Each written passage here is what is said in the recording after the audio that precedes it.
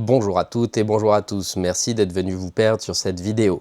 Chaque année, le 31 octobre, le monde se déguise. On sculpte des citrouilles, on allume des bougies, on frappe aux portes pour réclamer des bonbons. Mais derrière les masques et les sucreries se cache une histoire vieille de plus de 2000 ans. Une nuit où la frontière entre le monde des vivants et des morts s'étiole. Une nuit que l'on appelait Samhain.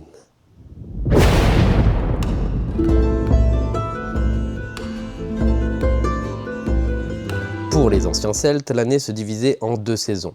La saison claire, du 1er mai au 31 octobre actuel, marquée par la lumière, la fertilité et les récoltes.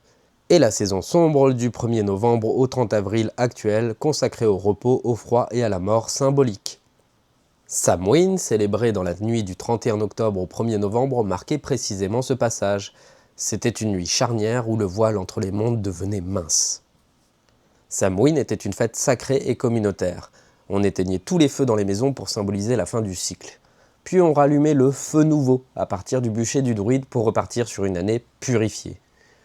On faisait aussi des sacrifices symboliques, des animaux ou des offrandes pour les dieux et les ancêtres. Les druides pratiquaient des rites de divination, Samhain était propice aux visions et à la communication avec l'au-delà. C'était donc autant une fête religieuse, magique que agricole. Les offrandes étaient nombreuses, pain, lait, bière, fruits. Parfois du bétail vieillissant avant l'hiver. Les Romains diront plus tard que les Celtes pratiquaient des sacrifices humains, mais ces récits étaient souvent exagérés, voire inventés, afin de décrédibiliser les Celtes pour mieux les coloniser.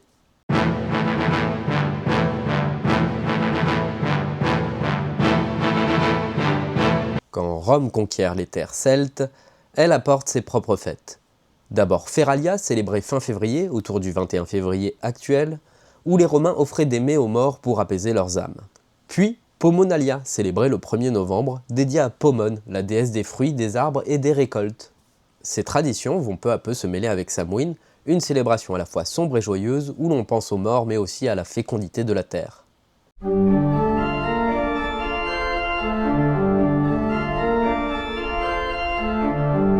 Des siècles plus tard, l'Église chrétienne s'installe en Europe. Et face à ces fêtes païennes encore vivantes, elle choisit une stratégie subtile. Remplacer sans interdire.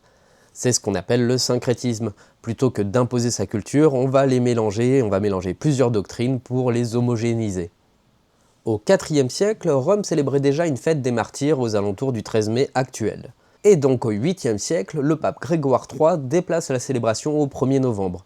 Ce jour-là devient donc la Toussaint, la fête de tous les saints et martyrs.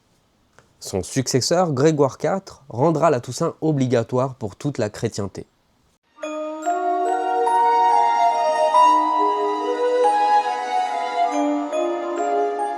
En anglais médiéval, saint se dit Hallow, donc la Toussaint c'est All Hallows Day. Et donc sa veille, le 31 octobre, se dit All Hallows Eve. Et donc au fur et à mesure, avec la simplification du langage et les différents dialectes, All Hallows Eve va devenir Halloween.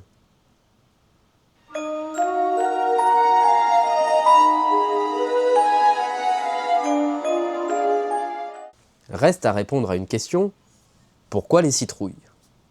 Même christianisée, la nuit du 31 octobre pérennise encore surtout dans les cultures irlandaises et écossaises liées à l'héritage du peuple celte. Or, en Irlande, on raconte l'histoire de Jack O'Lantern, un ivrogne rusé qui trompa le diable 2 fois. Rejeté du paradis comme de l'enfer, Jack est condamné à errer avec un charbon ardent des enfers qu'il a mis dans un navet creusé pour s'éclairer. Il est raconté, surtout pour faire peur aux enfants, que la nuit du 31 octobre, il erre dans les rues prêt à rentrer dans les maisons. Et donc la population, pour l'effrayer, sculptait des navets à son effigie et y mettait des lanternes. Oui, des navets, vous avez bien entendu, pas des citrouilles, pour la simple et bonne raison qu'en Irlande et en Écosse, il n'y avait pas de citrouilles. Mais ce qui va se passer, c'est qu'au 19e siècle, l'Irlande va être frappée de ce qu'on appelle la Grande Famine irlandaise.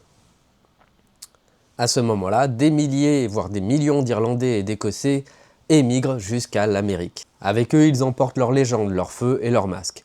Et en arrivant aux États-Unis, ils découvrent un superbe cucurbitacé, la citrouille. La citrouille plus cinégénique, plus orangée, plus jolie, remplace définitivement le navet. La citrouille d'Halloween est née.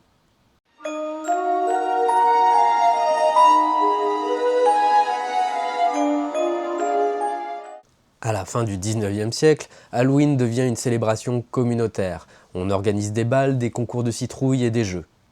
Mais c'est essentiellement au 20e siècle qu'elle va devenir beaucoup plus commerciale et beaucoup plus mondialisée.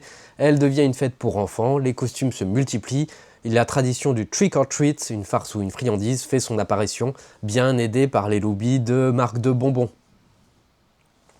Dans les années 70-80, c'est Hollywood qui s'en empare, avec notamment le célèbre Halloween de John Carpenter. Mais si vous souhaitez célébrer Halloween en regardant une bonne soirée ciné, je vous conseillerais une super vidéo, 10 films pour Halloween.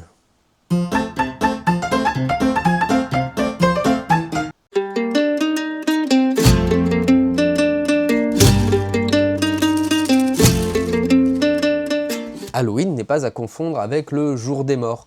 En réalité, ces deux fêtes sont cousines. Le Dia de los Muertos est célébré du 31 octobre au 2 novembre, et il plonge ses racines dans les anciennes civilisations aztèques et mayas. Chez les Aztèques, on célébrait la déesse, la Dame des Morts, qui veillait sur les âmes du monde souterrain. Avec l'arrivée du christianisme et la colonisation par les Espagnols, ces rituels fusionnent avec la Toussaint et la commémoration des défunts, 1er et 2 novembre. Aujourd'hui, les familles mexicaines dressent des autels décorés de fleurs, de photos, de bougies et de plats aimés par les défunts. C'est moins une fête de la peur, mais plus une fête de mémoire et de lumière, une forme de grande célébration où les vivants prennent autant de place que les défunts.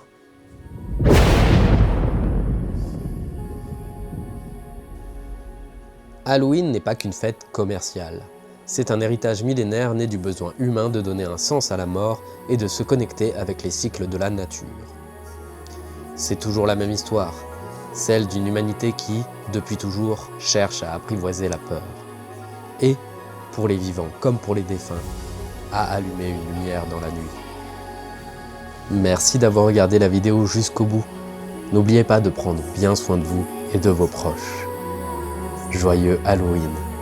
À bientôt, dans ce monde ou dans l'autre.